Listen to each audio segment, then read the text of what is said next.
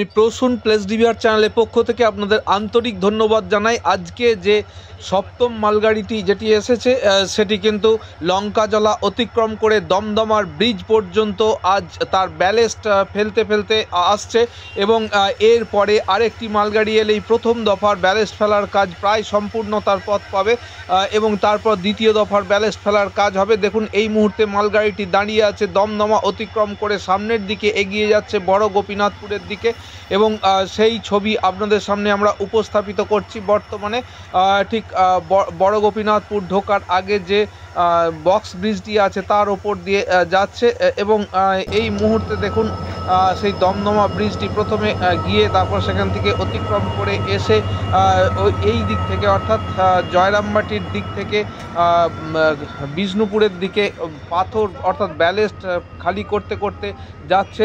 তো সেই ছবি আপনাদের সামনে উপস্থাপিত করছি প্লেস ডিভিআর চ্যানেলের পক্ষ থেকে। আমি প্রসূন, আপনারা এইভাবে সঙ্গে থাকবেন এবং প্লেস ডিভিআর চ্যানেলকে সঙ্গে রাখবেন। প্রত্যেকটি তথ্য আপনাদের সামনে পুঙ্খানুপুঙ্খভাবে আমরা পরিবেশিত করব। ফেসবুকেও আমরা আছি, অবশ্যই ফেসবুকে ফলো করতে ভুলবেন না।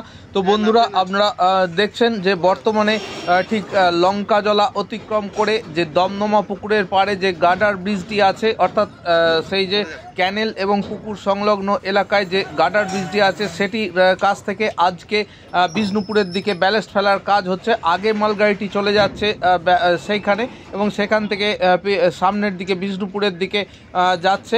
তো সেই ছবি আপনারা দেখছেন। তো আপনারা ভালো থাকবেন, সুস্থ থাকবেন, সুন্দর থাকবেন। শুভরাত্রি।